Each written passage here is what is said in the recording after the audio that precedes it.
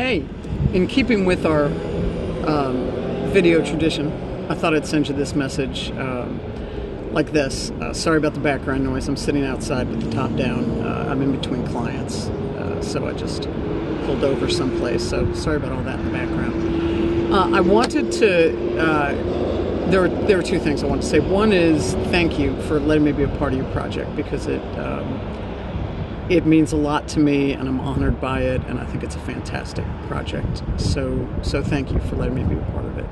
And then the other thing is that when I woke up this morning, I realized that, as is my tendency, I talked about my experiences with you last night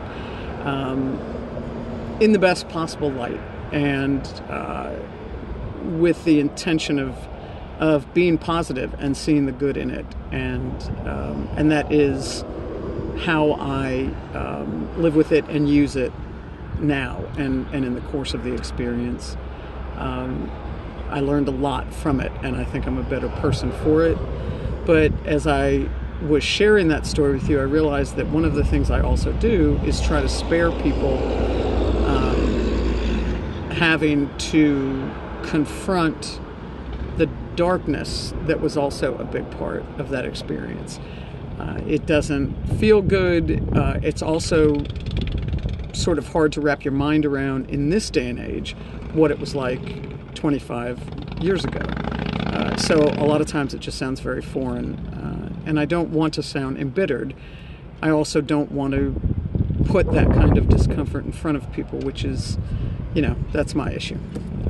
We can let a therapist deal with that. So anyway, I wanted to add some things for you in case it's useful, and so that if you are portraying me, you deserve for me to give you a little bit more depth and detail. And it's not long. So here it is.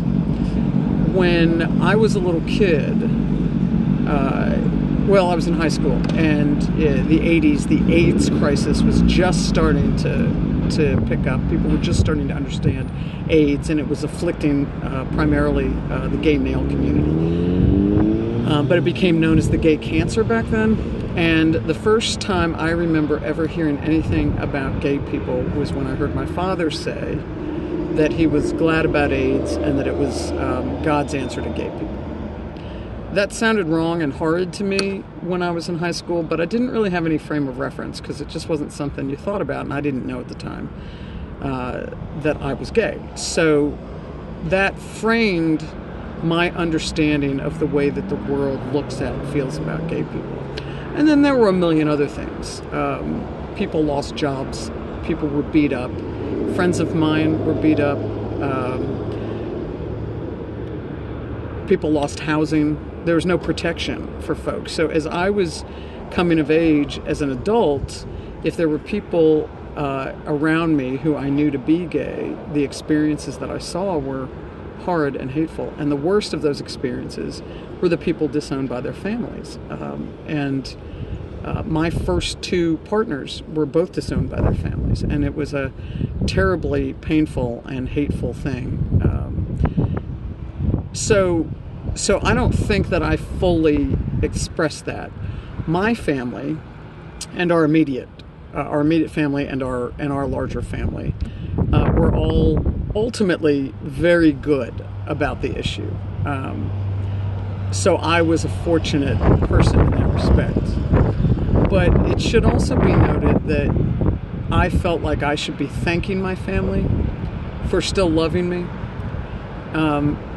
So that tells you something. When you grow up in a world knowing that certain groups are, at best, not accepted, at worst, hated, abused, killed, and then you realize, as you're becoming an adult, that you're one of those groups, the level of fear and anxiety just going out to a restaurant with your partner or a group of friends can be really anxiety producing. And I lived with that anxiety like everybody else does. And I don't know if this is true nowadays, but at that time, coming out in public and I mean just to your family or your friends or at your job, anywhere, was a tremendous act of bravery. And it was a statement that said, I do not accept your requirements that I be a second or third class citizen. So it wasn't just about being true to yourself. It was also a tremendous act of cultural, political, sometimes employment defiance. So when I talk about my time as one of the faces of the gays in the military up in New England, or the Gay Pride Parade, or running the local political rights group in Louisville, Kentucky, after I moved there, it may sound like there wasn't anything to it. Like I just grabbed hold and took a leadership position and put myself out there. That would not be an honest representation. I did it with a great deal of anxiety and fear of rejection. I did it in the face of editorials being written in the Boston newspapers that said I was faking being gay to get out of the military. People walking by me, even in Boston, on the sidewalk or sitting on the train, staring at me and talking about me, or saying things to me, queer or other things with hateful tones as they walk by.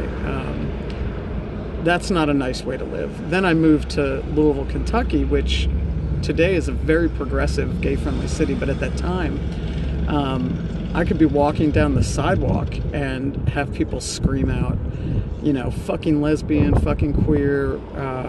I've had things thrown at me out of car windows, something thrown at me when I was in a drive-through window.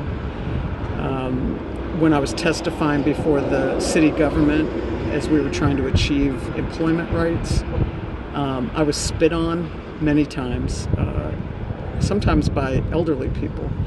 And these were days, this was before the internet and there were phone books, so people could just look you up. At that time I was listed. I didn't know that I was going to be a semi-public figure, but people would send mail to my home address with death threats and threats against my dogs, and which is worse than threats against me.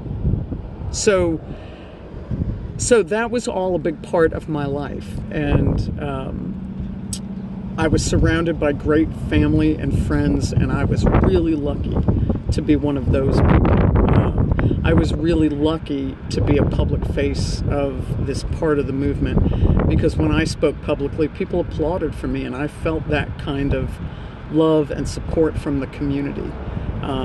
But simultaneously, I also felt like every person feels when they are terrified, not only that their family or the world are going to reject them, but also that they may face violence.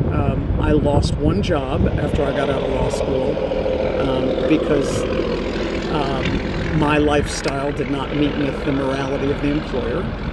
That was after they met my partner. And then I left another job because the corporation didn't have any human resource mechanisms to stop my supervisor from walking into my office and saying, gay people shouldn't be allowed to teach, they shouldn't be allowed near children. I had to tolerate that kind of treatment in the workplace. So it was not all puppies and rainbows and roses, and I do laugh about it now, and there are things about my story that are uniquely funny and are uniquely good and heartwarming, and all in all, I wouldn't trade the experience, but I would not be doing you or me any justice if I left all of this part out. So that's it. I just wanted you to know that part, and sorry I didn't share it last night, and hope this is helpful. I'll talk to you, and hit me up if you need anything at all. All right, girl. Talk to you. Bye-bye.